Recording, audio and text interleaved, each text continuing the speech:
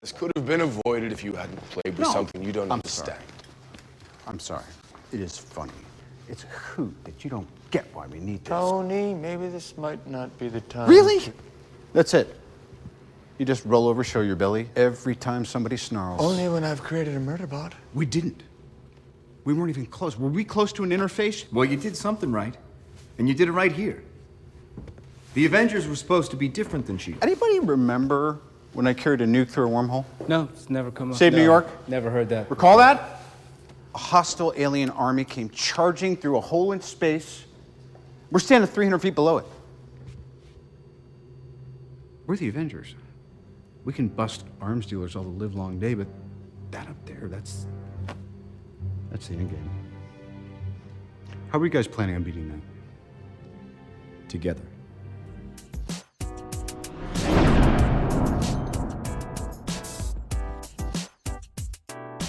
You're listening to Foundations for Founders, a podcast about startups and life and everything in between. Hey everybody, welcome to another edition of Foundations for Founders. I'm Dan in Post Falls. I am Angel in Seattle. Man, Angel, it's been a busy week in the world of pop culture. We had a massive fight last night, and we had superheroes on this big screen. Did Britney Spears win that fight, or are we talking about the same thing? We are not talking about the same thing, I think. We're not talking about the same thing? Yeah. Okay. Oh, Mayweather-Pacquiao. Right, Mayweather-Pacquiao. Okay. Pacquiao? Yeah. It was a big tennis thing, It was wasn't a very it? big tennis match with a lot of hugging. Yeah. Mm-hmm. Yeah, so, did you get to see the fight at all? No? No, I told a friend of mine that I was going to try and meet up with him, and in my mind all day I thought that the fight was today, but it was yesterday, and so nope, I didn't see any of it. Yeah, you didn't miss out on much. I understand Floyd Mayweather won. Mayweather right? won by unanimous decision. Mm-hmm. Virtually everyone on social media wanted Pacquiao to win, even though he was the underdog in the fight. It was funny watching it. Afterwards, they asked Pacquiao, "Hey, what'd you think of the fight?" And he said, "Oh, I thought I won." I see where he's coming from as not a boxing expert. He had a lot of flurries, but Mayweather controlled the fight the entire time. A lot of hugs, a lot of getting Pacquiao off his game. They said that Pacquiao only threw about 50% of the punches he normally throws. So very much Mayweather's game the whole way through. So I can see the argument for both, but clearly, Mayweather won, so he gets the big W. Yeah. Yeah. It was a lot of money on that fight, wasn't there? Like $300 million or Some crazy something. amount like that. I know during it, in the middle of the undercard, they said that they had to delay the fight because cable systems and satellite companies around the country were being overwhelmed by buys. And so they had to delay the fight to hurry up and meet up with the demand. That's how popular it was. Yeah, Wow. That's pretty crazy. Which is kind of funny to me because I've been complaining for a long time about how boxing has lost a step since the popularity of UFC. Right. It just seems like there's, no time for boxing anymore. I guess unless it's just, a major huge card like this one, but. Yeah, this was really the last big fight out there. I can't think of anyone else, other than maybe Mayweather and Ronda Rousey. But, that's probably never going to happen. But, it was cool to see. It was, there's a famous quote from Terry Funk, the old school wrestler, who said, "Every match is a dream match until it happens." So yeah, there you go. Well, yeah, because if you won by unanimous decision, that means nobody was knocked out, and that's kind of why you watch boxing. Oh yeah. And much like the same way everybody watches hockey, they want to see the fighting. So yeah, it's true. But speaking of fighting, you saw the Avengers, huh? What'd you think? I did. Did you see The Last Avengers? Right. Same movie. Just about, yeah. With evil robots Yeah. instead of aliens this time. Yeah, but it was like, spoiler alert ahead.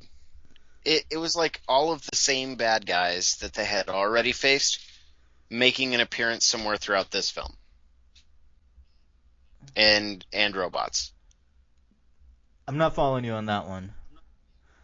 Yeah, you will though, because Loki's scepter touching people yeah, in the okay, chest and turning okay. them bad. Okay, we've seen that. It doesn't Right. matter. It can be beaten. Oh, and then you break it apart, and oh, look, there's power inside of there to make some other dude, which was supposed to be the bad AI guy from the other entity. So they kind of made this consciousness of, like, you know, devil on your shoulder, angel on your other shoulder kind of thing out of the same deal. And it's like, okay, it's all the same technology and mixed with old bad guy to just create another run-of-the-mill old bad guy. And robots. in disguise. Yeah, and apparently the Hulk can't be beaten no matter what, which I hate. I hate that. It's the Hulk show. Well, even Stark's like Mega Machine or whatever, you know? Like, oh, okay, so you have a robot within a robot and you still can't take down Bruce Banner. This is ridiculous. Like, but the thing about the Hulk is the angrier he gets, the stronger he gets. So there's no limit to his rage or his strength. yeah, so he's basically it. Like, you don't need the rest Pretty of the much, Avengers. but Just he put 'em doesn't out want to be it. Like the whole movie, he didn't want Code Green going. there. Yeah, I know, and it's disgusting.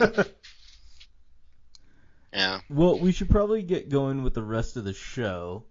Unless, did you want to say anything else about your week? Nah, not Okay, really. Fair enough. Well, yeah, let's get going with the show. Got a few news stories and we were going to talk about one other thing before we get going. That photo that was released of the Suicide Squad. Yeah. Yeah. So, do you know much about the Suicide Squad? Okay. Yes. All right. So, for those playing at home who don't know, basically the Suicide Squad is a makeup of DC comic book villains who are basically given a second chance by the government to take on horrible missions, basically suicide missions, and 9 times out of 10, if they're successful, they get released. So somehow the government thinks this is a great idea. So they released a picture of it. It's got everybody in the cast except for Joker, Jared Leto. A lot of B and C level villains are in this, like the Enchantress, and who else is in here that's probably nobody knows? Katana. I mean, these are all villains I kind of know, but even then, I don't know them that well. I didn't even realize one of the guys was supposed to be Killer Croc until I read the synopsis of who is in there. Yeah. Yeah. The guy that kind of looks like the gray version of the Thing, that's supposed to be Killer Croc. Okay. So, yeah. But you're just full of hate on this whole thing. I'm not. And I'm actually coming at it with a clean so slate. talk to me. Clean slate it. What are you thinking? I think it's going to be different than the universes that we're used to, and certainly different than the world of Batman when it comes to this Joker particularly. Right. That was created by Nolan, because it's just a different era. And everyone's going to hate on it, and I'm not going to hate on it until I see the movie, because I think it could be really, really awesome. I think it could be good. Suicide Squad is actually really good comic books. So I think it could be well done. My only issue with this is it seems like a really weird movie to start with. It almost feels like they should have gone the other way, where they built up these characters in okay, Joker was in a Batman movie, Deadshot was in another guy's movie, and then bring them together as like the anti-Avengers. Well, weren't they doing that with the TV shows with like Arrow and stuff? They were, but they to some degree. I don't think they have 20 years to create. Like Marvel pumps out a new hero movie every 6 months just so they can finally get to the Avengers. And that took them like 4 years, didn't it? 4 or 5 years. Like, oh, they're going to do an Avengers movie. And then in order to do that, we have to have all these single hero movies that come out first. And by the time they were done, there was like 3 Iron Mans and 2 Captain Americas and all kinds of stuff. Yeah. So I don't know that DC has that amount of time before they go into bankruptcy. They don't. Well, they won't go bankrupt. They're owned by Warner Brothers, so they got big pockets, Harry Potter money to use. But I don't know. I just would have liked to have seen that, or maybe a couple of these guys in the Batman versus Superman movie. They might be in there, and we don't know. They haven't really said too much about the Batman versus Superman movie, other than pretty much the entire Justice League is going to show up at one point and be like, "Oh yeah, hey, look, they're fighting." Yeah, and this is the Batman that's starring Nicolas Cage or Ben Affleck or some guy I don't Ben like, Affleck right? and Henry Cavill, yeah. Yeah. Not Harry. I'm not stoked on that. I'm really not. I don't. That's funny because I'm more excited about that than I am Suicide Squad. So that's interesting. I'm just gonna see Daredevil every time he dons the Batman suit. True. And I'm just gonna remember those times. That is true as well. With sadness. It was funny during the Mayweather fight last night. I think within a minute or 2 minutes, they showed Michael Keaton was at the fight, Christian Bale was at the fight, and Ben Affleck was at the fight. And so I tweeted something to the effect of like, "Hey, look, 3 Batmans are at the fight. I hope Gotham's okay." Right. That's I can see where that would be a worry. Concern deeply.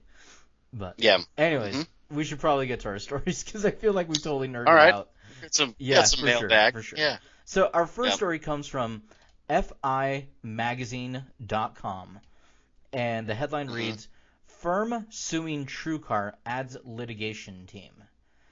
So as of April 22nd, the law firm Belvilvia, Blatt, and Crossett have announced an alliance with Lanham Act expert Thomas Williams and the firm Umler and Burney LLP are seeking prosecution against Truecar.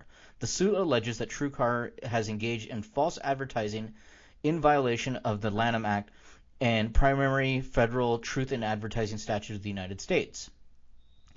Basically, on top of those 2 litigation teams, it's 150 non-subscribing car dealerships are suing Truecar, and another 150 actually subscribing dealerships are suing. So 300 dealerships are suing Truecar.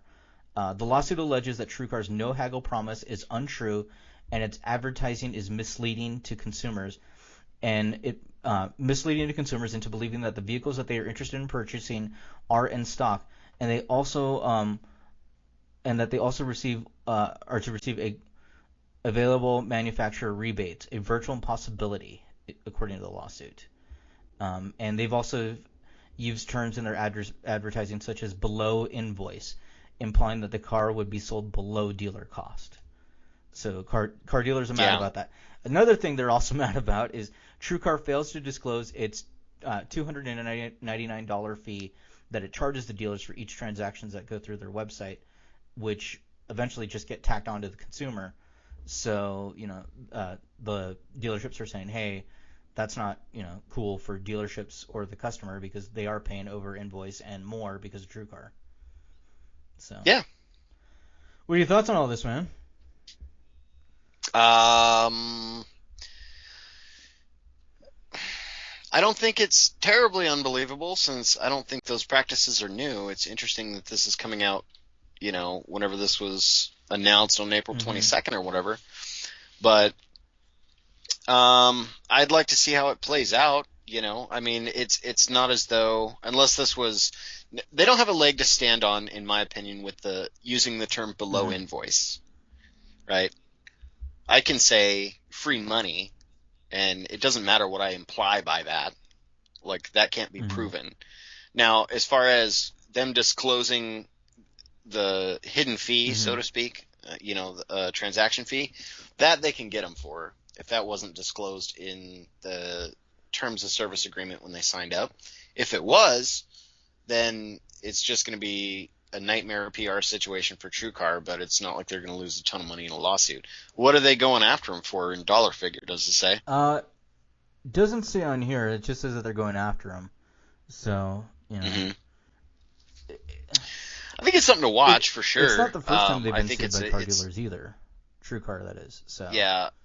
I think it's another, blemish on e-commerce for the car industry, but I don't know. We'll see. I think it's certainly interesting and worth watching. I don't really have a strong opinion on it because I feel like at some point these things were likely to have been disclosed. You can't, in today's day and age, just squeak by without, announcing all of those things on your end of a contract. But if they did, then, they certainly deserve to at least pay them back their money. I don't know what they're going after them for. So I know one of the big complaints with Truecar is that you can pick out your car, you can pick the trim package and the whole deal, and then you show up to a dealership and you say, hey, here's the car I put together on Truecar, and it says it should be, $45,000, let's say, and the dealership has got it for $50,000. Well, the dealership is then put in a negative position because they have to tell the customer that, look, what you put together in Truecar is not exactly what we have. You just based it off tech specs, and that's not the exact same. Like, the one you have doesn't have the sunroof. Ours has the sunroof, or ours has heated seats, or whatever. So that's why it's a different price, and so the dealership is already on the defensive, and the customer is already irritated because they just want the deal that they were expecting. So I've heard that a lot. Right. So I can kind of see the frustration on the dealership side and the consumer side. Yeah, and maybe that's where that below invoice term comes in, is in that scenario. Which, I don't think you're going to win there. But, as a buyer, I don't think that's going to come to fruition. But you have to imagine that it's not quite false advertisement if it's going off an algorithm that shows you the national average for a single purchased item, which you can't expect to be identical to every dealership you go to, for one. For two, you have to be a very, very, very, in my opinion, uneducated consumer about the product that you're buying if you're basing one website, with all of these. It just goes and finds all the information for you and then expect that that's going to be a reality for exactly the dollars quoted in a different marketplace, right? Because it's not like if I went to Bob's Discount Cars and said, look, I found this car on Truecar for $2,000, for example, and he's got one for $3,000. I can't scream and yell and be like, well, the website says $2,000. Well, it's not hosting that guy's personal inventory. You just went out and built a car out of the digital aether with promises and parts, right? Like, I don't see how the consumer can really get super upset about that not working out 100% of the time. It's always going to be close, right? Like, I mean, if it was the same situation with, my $2,000 car and they're trying to sell it for $14,500, they're out of their minds. Right. You know what I mean? Like, well, the national average says it should be a $2,000 car. You're not even close. So I guess I'm not going to buy the car, especially if they don't move on it. Now, the backbone of this is that the dealership still owns the inventory. So they can be like, no. Right. Even if they're affiliated with Truecar, they can say, no thanks. Right. No, they absolutely can. So I think they're really building a case on the overall purchasing situation where it's a blemish on the dealership, and to your point with them already being on the defensive because they can't sell a car for what some website said they should be able to sell the car for, or what somebody should be able to buy the car for. Same situation with my $2,000 car. If I go to enough dealerships, I'm gonna find it for that price. Right. Whether they're part of the subscription dealership or not. So I don't know. I don't feel like that website really sets the expectations to, at least not the way I've seen the TV commercials advertise it. You know what I mean? Because it's cool that they put the purchasing power on you a little bit. Like, well, you could get this because, X, Y, and Z. This is the one where it's like, X, Y, and Z people have bought it for this much, so you should be right in there, right? And then that's the the weapon that they use to budget that style of car that they want before they go looking, kind of thing. But it doesn't really imply that that's the car they're going to get at every dealership the way they built it, which I don't even understand that mechanism. Like, how can you hand build a car, especially a used car, with all the trim packages and stuff, and then roll into an affiliated dealership and say, I want this one? Like a new car, I could see, kind of, but at the same time, like, you know, not to be too comparative with the business we own, but the strongest point of mine to not market into the new car segment was, how are we gonna find the best deal in a situation like that when the same consumer, if they wanted, you know, a Chevrolet whatever, could go to Chevrolet's website and build it, and then pay whatever nominal $500 lot cost it would be to have it sent to their local dealership and go buy it there. Be like, here's what you just built on the internet from the factory, and it was shipped here, so there you go. And you can't really have broken expectations if you built the car, you know, with package option part by part, so to speak. You know, because it's a brand new car. Like, I can see where you can catch, you know, some of the invoicing, you can get some of the lot fees down and this and that and the other thing, but it's like, you pick the color, the trim package, all that stuff. I don't see how Truecar can compete with that. Right? Because that's catering to somebody that knows exactly what they want. So I don't really understand. Obviously, I'm not a Truecar user. I have sat through a few of their, you know, like knowledge-based seminars on how to and things like that. So I definitely understand, you know, the concept of the website without the intricacies of actually being a consumer on it. But I just don't understand that at all. I mean, because you're setting yourself up for a situation like this. It's hard for me to go too much into, like, our company compared to this.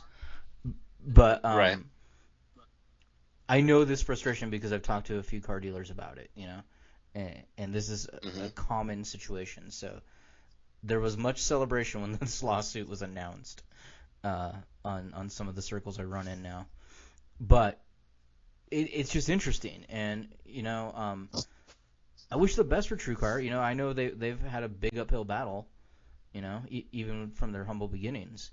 So I'm not against them and like, aha, ours is better. No, I'm just, you know, I hope this helps refine the model. Well, yeah, I think it will. Yeah. It has to. It's got to force the concept to change a little bit. But I mean, we're not even close to in the true car space, you know. So I really don't have much problem talking about the differences and the similarities, I guess. But I don't know. I mean, we'll see. You know, like, I guess, we'll see. For us, like when I'm talking to dealerships about ours, one of the things that they like about it is, one, they're confirming what they have, you know, whereas this one is speculative.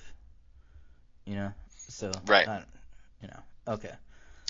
Well, the idea is based on response, right? Like, I want this or this, and then it goes out, and then if a dealership has that, they come back, right? It doesn't set the expectation of build exactly what you want, and then go out, you know, to the dealerships in our network and kind of, you know, hold that expectation over their head before you get there. Like, what we do eliminates you going to the dealership almost entirely until you pick up your car. So, well, that's the goal. You know, of ours, and you know?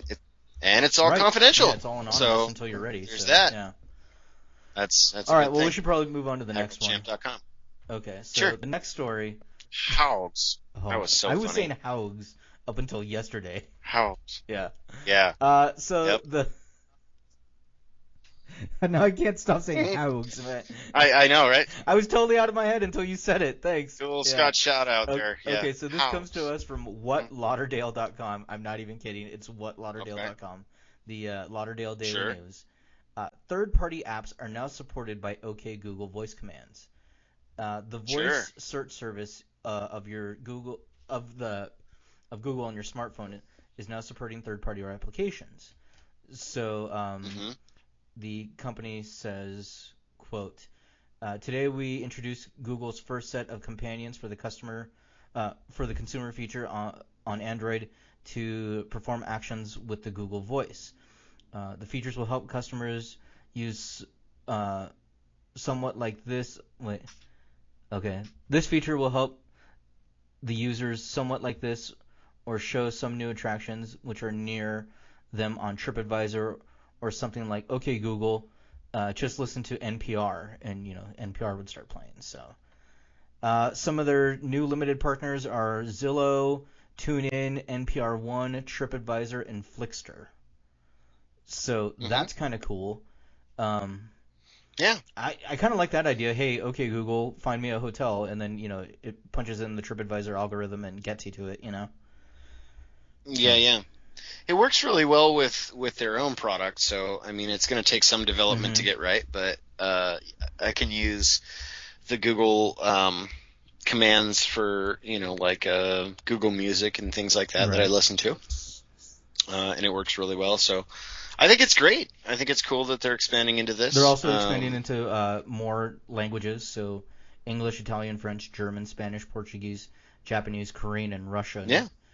I'm actually surprised they're not doing like Chinese maybe, or Bengali at this point. Larger populations that speak those languages. Maybe they're just not buying enough of the phones in that area, but.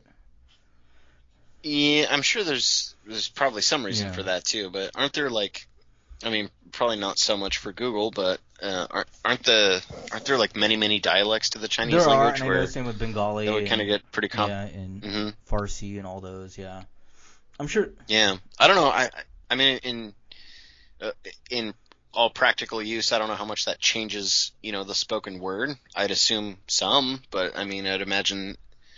It's probably kind of similar. I don't know. It could just be way different, and I'm just uneducated to that fact. I don't know. Yeah, this is why I don't deal with. But Google Translate's been around since forever, so you'd think they would get on that, right? Maybe they will. They probably are working on it. I'm sure somewhere somebody's working on it. I kind of know the answer to that question without just poking around. Yeah, look at the limited partnership: Zillow, TuneIn, NPR One, TripAdvisor, and Flixster. So why spend so much time investing into languages that are not going to search for those 5 things? Well, yeah. Because so far as I understand it, NPR might. Zillow, I mean, I don't think all these places are actively used in countries outside of the United States very much. No, probably not. But I'm talking about even for not having the limited partners to have OK Google work in, Bengali or. Well, is that just period it doesn't work, or is that just for this particular feature with third-party stuff? Like, OK Google, you're saying the command set for the OK Google platform does not work right now in the Chinese language. That's what I'm understanding from this article, that it only works in these 9 languages. I thought it only works for this particular set of partnerships with these 5 people. I'm saying it. So yeah, I guess I would agree with you if that's the case. Yeah, that doesn't make a whole lot of sense, but maybe it is. But at the same time, if in China they're selling iPhones 3-to-1 compared to Android, okay, I get it. It's not as, even though there's more people there, it's not a big enough market for them to hurry it up and get Chinese on it. Is that really a real number? I'm just giving you an idea. Oh, yeah. I gotcha. Yeah, it could be. It's a market share thing, maybe. I don't know. So I don't know. Yep. No, that's not a real number. I'm just fake facts for. I was like, wow, I didn't know that. I didn't know the Apple was so popular over there. See what it is. Hold on, I'm too busy questioning this. China, what, cell phone sales numbers? Well, that might bring you to the manufacturer type of cell phone rather than whether it's Android or Apple. Okay, I'll type in Android and iOS. China now has 1.1 billion mobile users. Okay, it's a couple. Yeah. The number of 3G phones have reached 220 million. Okay, yeah, it's a TechCrunch article, so it's a little bit more reliable. Let's see. Okay. Show me the numbers of the operating systems. Show us the numbers. China currently has 167 million iOS and Android devices, so combined, compared to 181 million in the United States. So they're almost as big as us, combined. So where's the rest of those folks what I'm that make up the billion that you described? Well, that's mobile users. That's not smartphone users. So that's also your flip phones, your throwaway burners, and all that. The number of 3G phones reached 220 million, so a quarter of them only have 3G. So they're still using like older 800 hertz towers and things like that. That's what it's where you sounding could probably like, still get it. So. I still want to get one of those old, like the first or second generation cell phones that were like super huge that you had to pull the antenna out of and stuff, but they won't activate them anymore in the States. Oh, remember the old Nokias that just would not die? Yeah, I mean predating that, like when Singular Wireless was still huge and you could get, the little flappy mouthpiece that folded out that did nothing because it was just a plastic flap, and then the big antenna you had to stretch out. Yeah, I want one of those. Man, I had one but they're like, well, it doesn't have GPS, so we can't activate it. Yeah, I had one of those. I had the voice stream way back in the day. Yep, I've been with T-Mobile since they were voice stream in that area as well. And yeah, my first, I think, voice stream phone was the Nokia brick phone. Mm-hmm. And I love that phone. And then I got the StarTAC. Remember that? No, I don't. Google the Motorola StarTAC phone. I think it's StarTAC. You'll probably have seen a handful of folks with it. That was like the slimmest, craziest cell phone of its era before the Razr came out, which I then got. And that was like $600. Oh, yeah, I remember this. Yeah, you remember the StarTAC? Yeah. Dude, yeah, I know. Wow. Craziness. I had one of those, and then the Razr phone, which burnt your face if you used it for longer than 30 minutes. And then, so what I do with my phones now, because I'm collecting all my phones I don't use, is I'm going to put them on little plaques with their service dates that I actually use them for, and the little story about them. What it did for you that day. Well, I don't know about that day, but just for that time, yeah. That sounds amazing to me. I know, right? I just want my own like mobile phone graveyard but it's more of a And I'm looking at all these old phones going, which ones of these did I have? I know I had an old school LG. What is this? The LG 5350. Yeah. Oh yeah. Yep. I had one of those flip open phones with the keypads, the QWERTY keypad. Oh, the no, not the sidekick. The ones after the sidekicks where you could flip them, like the V3 or something like that. Oh, okay. Because the side I remember somebody that had one of those and snapped loved open. it. Yeah. Yeah. Yeah, those were crazy. But I've always kind of like given T-Mobile that. They've always had the coolest phones, like historically speaking. The most fun, like weird, like I mean, on that note, the Sidekick was like the phone to have if you were like into texting, right? It was like if you were a ninja texter. But now it doesn't really matter because, I mean, I use like speech to text and swipe more than I actually punch in, like with the old words style, punching in text messages and stuff because I just don't like doing it very much. I use the speech to text all the time. I love it.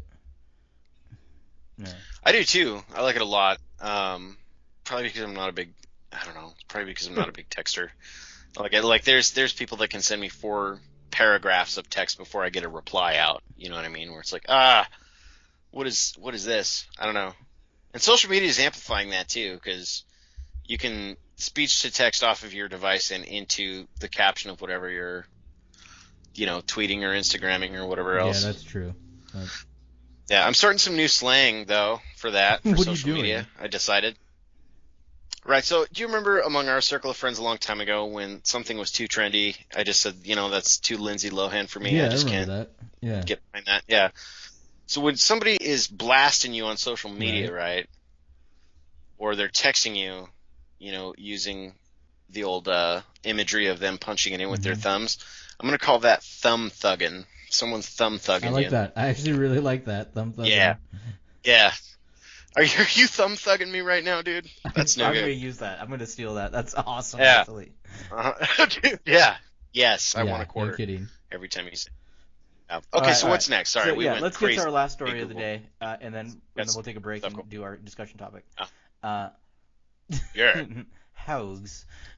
This comes to us from scientificamerican.com. The headline reads, "Hit the gym after studying to boost recall." Yeah. Yeah. So basically what this story says is that hitting the gym after you hit the books can help you retain information. I'll just read this line and we'll kind of go from there. Experts think the crucial component is physical arousal. Exercise excites the body in much the same way an emotional experience does. The emotional memories are well known to be the most long-lasting. Researchers caution, however, that most exercise can have a supportive effort, but the most important thing is to study well first. So that's why they say work out after you study. Okay, is there proof Yeah, it was behind a study. this? It was they did this study. So it's a case. It's a case Right. study, but is it proven? They said that people were able. I mean, we are talking about individual memory capacities, which are unique to every human Correct. being, right? So this is a very broad stroke. Do this to do that. Because remember when, like, years ago, it was like, hey, if you listen to, music or whatever while you're studying, or you have your headphones on, that's horrible because you're not going to remember the answer unless you're playing the music, right? Because that's the mind's way of associating, the studying that you were doing to the for the action of the time kind of thing. And this, while not exactly that, sounds like it makes sense, but I just don't know, really. So this is all it says, and it doesn't give a number. It just says, in a variety of experiments, people who biked, did leg presses, or even simply squeezed hand grips shortly after or before learning did better on test and recall in hours or days or weeks that followed. So I just don't know. I mean, is that... I would think one of the studies, it says varying or several or whatever, would be like you remember the what is that game called? Simon Says or something like that, where you have to it beeps at you little tones and lights, and then you have to mimic what it just did, and it gets harder and harder and harder. Simon. Like Simon, that's it. Yeah. Oh, Simon Says whatever. Simon. So that would probably have been one of those studies, right? Pure memory, like it enhances the tests of recall, like in the hours, days, or weeks. I mean, I would like to know what these experiments were, right? I guess. And to see if there's any, because it sounds good, sure. I've got a bunch of studying coming up and stuff. I mean, maybe I'll look into this and hit the gym extra hard after that. I don't know, but I always kind of scoff at these things because I just don't. Well, here's another thing the study says, or this article says. In one study, people who wore lab coats displayed enhanced focus. Wow, that's what I'm talking about. That's kind of what I'm Smile talking when about. sad to enhance creativity. Sure, is any of this founded in anything? I don't know. I mean, plus again, my biggest argument is that every individual brain capacity is different from the next person. So while you might find trends and patterns and things like human behavior, I don't think that these are ironed all the way. Look, until we're Johnny Mnemonic and we can upload entire kilobits of data into our head, which is I believe what they say in the movie. Whatever. What helps you recall memory is not what helps me recall memory, So exactly. There's that. Do you find it interesting that a national chain of gymnasiums sponsored all this? Did they? I'm just kidding. Because I would not be surprised. Yeah. Yeah. No, it sounds good, but it just doesn't sound real, I guess. Because both studying for stuff is good. Good study sessions are great for learning whatever you're trying to tackle, and hitting the gym is always great. I know because you got to stay healthy. So now one can enhance the other. Ka-ching! Was it the Greeks that said a healthy body is a healthy mind? I think it was. I've never heard that before, so I have no idea. The Greeks, because they were really into physical fitness along with philosophy and education and all that. So that was part of their whole culture. But I you've been working out more, and so have I, and I do feel sharper when I work out. But as opposed to like if I've been laying on the couch all day watching Netflix, yeah, you're going to be mentally sluggish because you're not amped for thought process. Right. The stimuli is different. So. Right. Yeah. Yeah, I can say that. I mean, I'm trying to regulate my sleep a little bit more, and it's certainly helping. Well, let's take a break, and but then I we'll don't know if do there's basis in that. the discussion topic. Yeah. Hogs. Buying a used vehicle can be very stressful, but HaggleChamp.com makes it much easier. At HaggleChamp.com, all you have to do is tell us what make, model, and year that you're after, and we'll alert our dealer network. Our dealers will give you their offer, and you can declare your #1 contender. That's the offer you like the best so far. This then re-notifies the dealer network and encourages them to give you an even better deal. It's free to use, so head over to HaggleChamp.com. That's HaggleChamp.com.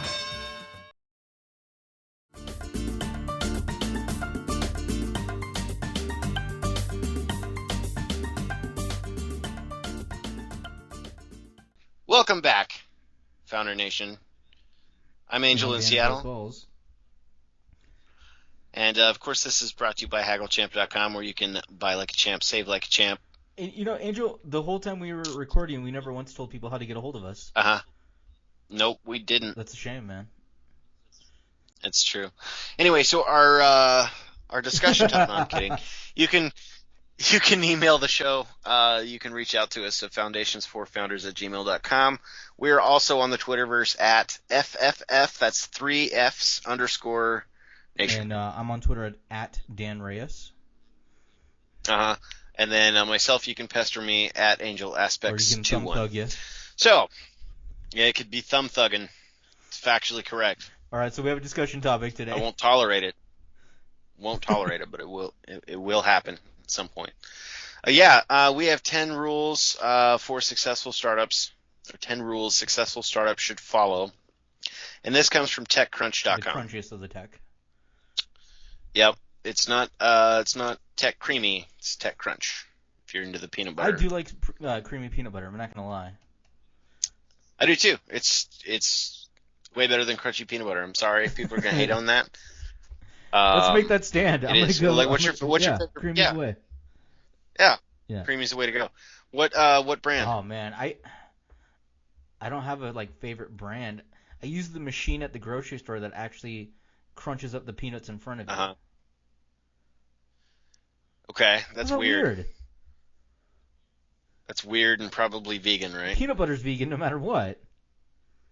There you go. It had to come. What? You brought it up. I don't know, man. I don't know. I am a Jif peanut butter guy. It is just a superior peanut butter. It's just factually correct. Okay. Mm-hmm. I'm astounded because I didn't know you could make your own peanut butter in the grocery store over there. You can. A lot of That's kind of cool. Does it taste pretty good, or does it just taste like peanuts that are smashed up without all the delicious chemicals that other peanut butter manufacturers provide? It's a yes to both. It actually does taste a lot better. Yeah. No kidding. I've never ever even heard of that until you said that right now. More health conscious grocery stores, you'll find that said machine and enjoy the fruits of your own labor. I don't care. I know you're not not gonna go in there. Yeah, that's where all the hip. No, is it one of those PCC kind of places? You know whatever? Pilgrims out here?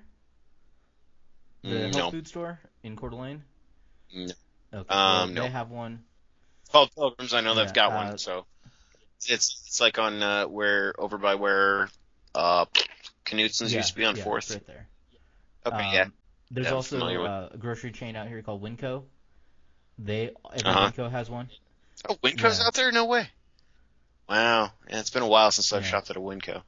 Winco's got one. I thought that was like a Southwestern thing. No, they've had them in Boise. They've had them in Moscow, yeah. Yeah. Yeah, but there was weird, state-only or local-only. Idaho's a weird place, man.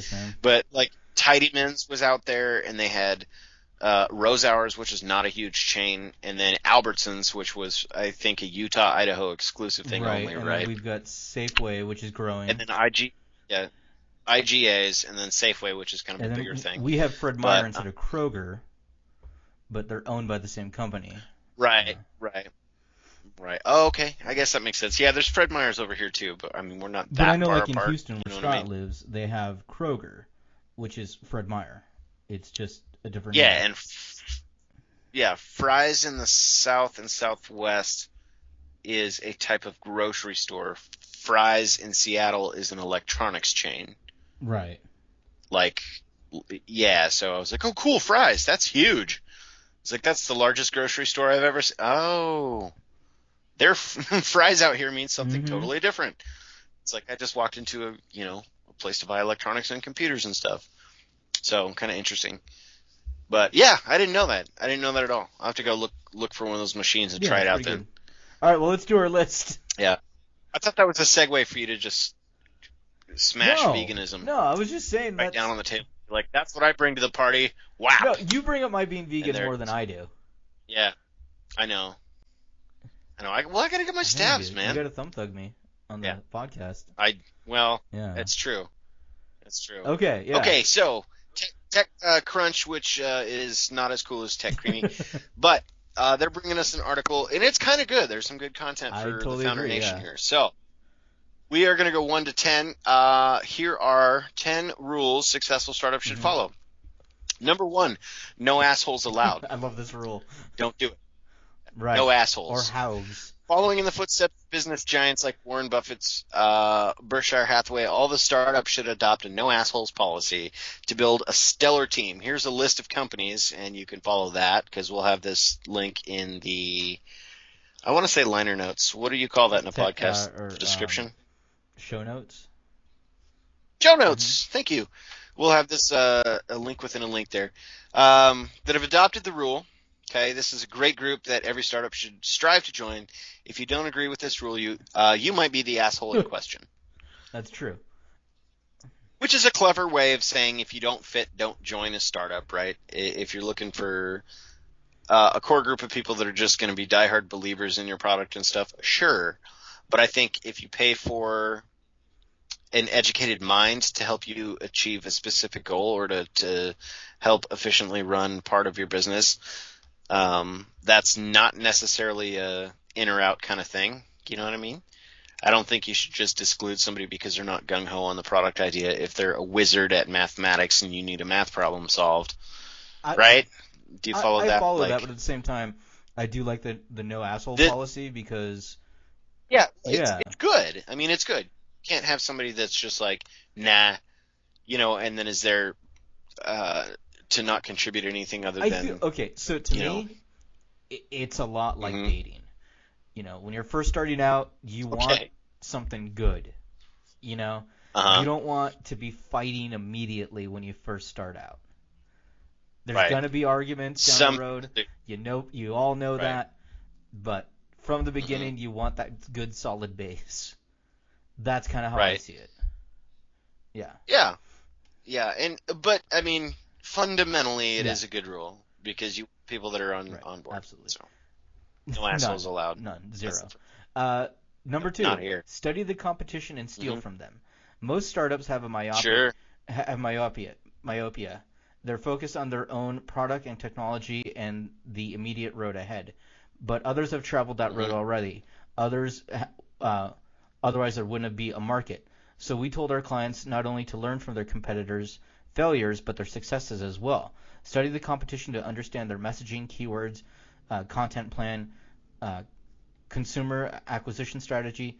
If you're not above borrowing and modifying a good idea that someone else has invented. So. Yeah, I mean that's kind of the modern workplace. Yeah. Like period. It doesn't matter. Everyone's does that. That's an excellent point, or else there wouldn't be a market. But there's also you kind of got to temper that a little bit because that's why copyright laws are copyright laws. That is also true. I was thinking of that as well. Because there's ways you can just outright steal something, and I don't know. It's works for Warren Buffett, I guess. But I mean, the underlying narrative behind that point. Study the competition and then steal from them, which is kind of a bold statement, but the underlying message to that is pretty much just reinstating modern business in every market. Well, to me, you have to study your competition because your competition set is your gauge of whether you're winning or losing for competitive advantage, period. Right? So understanding the messaging, keywords, content, and customer acquisition and strategies of your competitors will give you the edge. Yeah, that's modern business. But where it gets a little dicey, in my opinion, just me, is and we're not above borrowing and modifying a good idea that somebody else invented. Well, all right. Times have changed, I think, since Warren Buffett made the lion's share of his money. But okay. Careful. And then Be maybe careful. this is my TV background coming into play.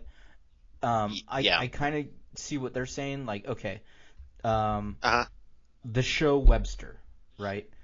That show heavily borrowed from Different Strokes. So, or the other way, whichever one came first, they borrowed from the other one.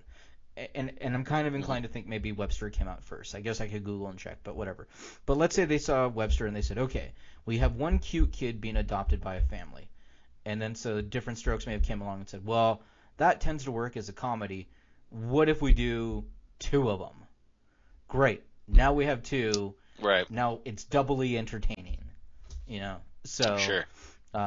You look at what is it? Full House and we do exactly what that guy does twice. No, but it's kind of true. Like, okay, the Marvel movies, Avengers is coming out. So what does Warner Brothers do? Hey, we have superheroes in our roster. We own DC Comics. Let's make a Superman Batman movie. Great. They're on the road, So they're seeing what the competition's doing, but they're modifying it. They're using what they can. Right. What do they call? There's a whole film company called The Asylum, and all they do is rip off movies. So, but no, it's true. Like if you go to Redbox right now, you'll see like Paranormal Activity, and then you'll see something. I think it's called Ghostly Activity, or something like that. And that's right. They just find a leaked script and then change it and make the exact same movie. Yeah, well, that's riding on the coattails of the marketplace, right? Like, I feel like Hollywood does that. Just generally speaking, like every time there's like some sort of movement in Hollywood that for all these, you can find a theme that correlates with all these upcoming movies. Like artificial intelligence is being pushed super hard. Like, they've got this whatever movie with the robot and Wolverine, the guy, Hugh Jackman is in it. Chappie. And it's all about artificial intelligence. Yeah. And then there's another one that I can't remember that's like a science fiction that's centered around the idea of artificial intelligence. It's been Johnny Depp movie too, not too long ago, Transcendence. Yeah. Yep. And then that makes a keynote in this new Avengers movie that's out right now. And spoiler alert. And I should say that before I ruin it, but whatever. Watch the Avengers first before you listen to this. You know what I'm saying? Yeah. Like, and then do you remember those magician movies that hit back to back? Yeah. One of them had Edward Norton, the other one had The Illusionist. Yeah, The Illusionist and The Prestige, and they were both awesome. But it was just like, you guys are making the same remember they shot period Dante's piece Inferno magic movie. And then they also had like and then Volcano or whatever came out. Yep. So. That's exactly what I'm talking about. So, like, it's funny, Asylum just straight up steals, like, in that scenario where it's just like, okay, I'm going to make the same movie and call it something different. Like, we'll change one or two things, whatever, haha. But that's just catering to a market that's being created by the studios, right? Like, we don't know what's coming at us until they force an idea down, and if the box office makes a bunch of money, then they're going to make a few more of them. Like, that's why, especially superhero franchises earlier, were just beat to death. Like that. I mean, hey, we'll just spend $1 on this, and they kept making these. Like Batman was destroyed. My opinion. We're getting way off topic. So just for fun, I looked up some of the Asylum movies. Let me read you some of these titles, and you can guess. Sure, let's do it. Okay, let's do it. I'll try my best. Let's start easy. Snakes on a Train. Right. Pass. Pirates of Treasure Island. Really? Really. Pirates of Treasure. The okay. the I think Transmorphers. Bruckheimer made a few Caribbean movies that made Yeah, some money, maybe. didn't he? I like the Yeah, okay. Transmorphers. Maybe that's right. The Not even kidding, that's Transmorphers. one. It didn't what was it? The not Battletoads. Was it Battletoads? Like they ripped off the Ninja Turtles Yeah, video they games? did. They did. Yeah. Alan Quartermain and the Temple of Skulls. Yeah. Wow. Paranormal Okay. Entity. That was the one I was thinking of. Let's see. It's horrible. Annalise, the Exorcism tapes. Oh, Okay, sure. this is just as blatant as it gets. Almighty Thor. Well, yeah, because that's better than Thor. Clash of the Empires. Yeah, This just Hansel and Gretel's spelled. I wonder. Yeah, So they don't. How do they skirt getting sued? because guess. they're just different enough. Yeah. Oh, okay, because likeness rights don't matter in Hollywood. Right. I guess. Well, I don't know. okay. Wow. Oh, I didn't realize this. Here's another one they made this year. Avengers Grimm. To delay Okay. Asylum's second attempt to capitalize on Marvel Studios following their feature film Almighty Thor. Wow. Yeah, and it says exactly what they're supposed to be. So, Dude, I want to star in a couple of these. I actually applied to be a writer for Asylum a few years back. Yeah. Did really, you? I did. Awesome. It was an interesting email exchange. I think I still have it somewhere. Nice. Post it. You should post it in the show notes. If I can find it, yeah, I will. Okay. All right. Oh wow. So this is amazing. what do you got? Okay, so here's the Avengers Grimm. Okay, here's the synopsis. When Rumpelstiltskin destroys the magic mirror and escapes into the modern world, the four princesses of Once Upon a Time, Cinderella, Sleeping Beauty, Snow White, and Rapunzel, are sucked through the portal.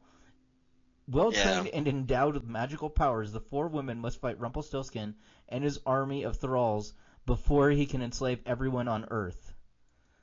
So they basically went Girl Avengers. Not even kidding. Starring Casper Van Dien. Yes. And Lou Ferrigno. Perfect.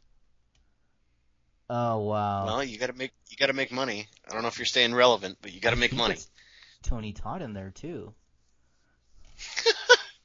Is that Tony Todd? Oh well, I'm certainly gonna check it out now. I'll send you the link right now. Yeah, I'm gonna put this link in the show notes as well. Yeah, do it. Do it. People All right. need to, So back to the. Yeah, what were we on? 10. 3. We're on 3. We're on 3. Yeah, 10 rules successful startups should follow. Attention span, awesome. Value diversity to build a better team. Most of our startups are laudably diverse ethnically. Gender-wise, not so much. The data shows the teams that include women are more successful. So that's kind of an interesting note. Build a team by hiring diversity early. And that means hiring professionals who bring different backgrounds and ways of thinking. And yes, that means hiring women into the mix early so that it's really part of the DNA of your startup. Yeah, I think that's good stuff. I like that. Yeah. If the team works, it works. But I think that's how you should start. I agree as well. Let's see. Done is good. With plenty of time and money, a startup can shoot for excellence. Tweaking deliverables can be indulge, but that practice never works in the long run because a growing startup never has enough time or resources. In other words, it's quantity, not quality, that is going to be the name of the game. A productive team needs to set their goals, but abandon their pursuits of that with the last 2% of excellence. So basically, keep trying, keep putting stuff out there. And constantly refining, which I agree with. So. I think so. Yeah. I mean, that last line is kind of interesting. A productive team needs to set their goal and hit it, but abandon their pursuit of that last 2% of excellence. I would say just keep an eye on that percentage because, you don't. It's very easy to fall down that tumble road. Well, we're almost there. We'll just cross that goal off and then not revisit it kind of thing, especially if it's not the way you want it. Right. But I guess that's the perfectionist in me speaking, so I don't know. I don't know if that could be easily argued either way. But Number 5. Mm-hmm. Every launch slips twice. Interesting. We may have invented this rule of thumb after launching hundreds of products over decades of working at corporate tech giants. We don't exactly know why it's true, but it is. Whether it's a delay in securing vital customer validation or a delay in the overhaul of the UI or a monkey patch gone wrong, startups need to assume that their launch date will slip. A savvy startup team will therefore plan critical dependencies like the timing of fundraising round or ramping up their hiring with a careful eye on the timing of the launch. 100% agree. We missed our mark by almost a year. Right. Almost a year. So, it's going to happen. Like, we discussed in previous episodes about, setting expectations and, being diligent in the plan. And then the preparedness part, like even featured last week, like you're not prepared. Mm-hmm. You are not prepared for every variable in a startup business, especially in the e-commerce marketplace. But no. Stay diligent. I don't know about this, everything slips twice kind of thing, possibly, but we certainly missed our deadline the first round. So yeah, absolutely, and that's all part of it. But you've got to just keep pushing and keep going. Mm-hmm. All right, number 6, fire employees faster.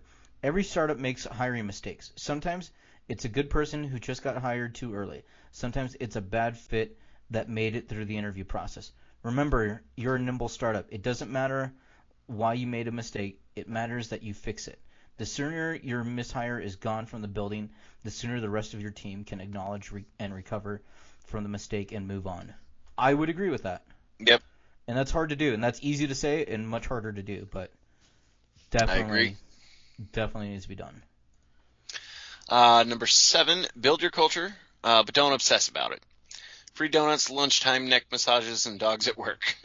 These perks are interesting window dressings for a startup, but in the long run, this is the stuff of Startup of the Month. It's eye candy. It all sounds good in an interview, but only do them if they're genuinely part of your own values and the company DNA that you aspire to. State your goals, and then let your office manager work on instituting them so that you can focus on business. I think that's great. I agree, yeah. SWOT yourself. Post it for the rest of the company. We always ask management teams of our startup clients to do a self-analysis using the tried and true SWOT paradigm of strengths, weaknesses, opportunities, and threats. The exercise usually sifts through an interesting gaps in strategy identified by selected members. The SWOT process may be 50 years old, but it works, and it's a process of exploring each gap with helpful priorities across the entire management team. Rather than file away from the rest of the results of the SWOT examination, we recommend that a startup team post the results for the entire team to consume. I actually really like that, and I think that's something we should do. Mm-hmm. So you'll probably get an email from me later that says that. Yeah, tried it true, right? Yeah. So number 9, for outside help, work only with principals. When your startup outsources marketing, hires like web design, photography, writing, UI design, use principals only. In other words, don't hire a big name firm for your early stage startup and expect to work with the people with their name on the door. You'll end up working with the junior players, and you don't have the bandwidth or the time to mentor or train them. So hire only small expert firms where you can demand to work with the principals on. Yeah, that makes sense to me. I think that's good advice. Yeah. I think also, too, a smaller firm, you're probably their biggest client, if not one of their only clients. So they're going to try and do everything to prove themselves to you. Right. So, yeah, I totally agree. All right, last one. It's going to save you money if you go with a smaller guy than the big name firm. True, absolutely. The last one, test everything. Startup marketing is all about experimentation and educated guesses. It's also about constant iteration. Everything from product testing, pricing, to the color, to the free download button, or that your website can be tried, tested, and changed upon feedback. Don't tell others that you're experimenting. That sounds indecisive. Say you're running a pilot. It sounds better. Mm-hmm. Yeah, pilot. All day. Yeah. All day. That works. Oh, and yeah. we do it. Yep, we do it too. Everybody does. Quite a bit. Yeah. Yeah, they have to. It's just reality. So, I really like this list. Our show has gone really long today, but that's yeah. okay. I love it. Totally cool. Yeah. Well, Do you have anything else you want to say about this list, Angel? Not so much. Okay. But I think, if you're joining a startup, take a look at it. If you're interviewing for a startup position, and see, especially if you align with the company goals and things like that. Mm-hmm. And if you are a startup, I think there's nuggets of wisdom, throughout all of that. And as always, as we stated earlier, you can reach out to us. You can pick our brains about what we're up to and all of that. Go ahead and email us at foundationsforfounders@gmail.com, and we will raise up your message, and we'll talk with you about it. If you have any questions about what we do, all of that, I'd love to have that discussion with you. Yeah, totally. I would too. So, Angel, before we leave, since we both saw it this weekend, who's your favorite Avenger?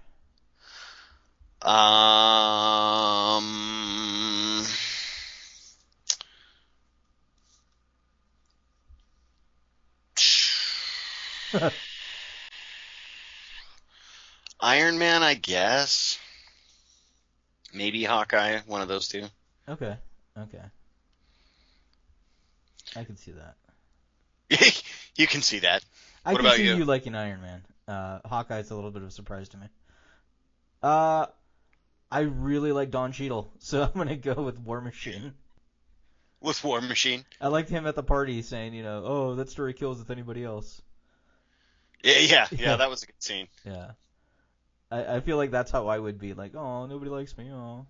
But all right. Well, we should wrap it up for the day, but thanks everybody for listening. Yeah. We'll see you next week.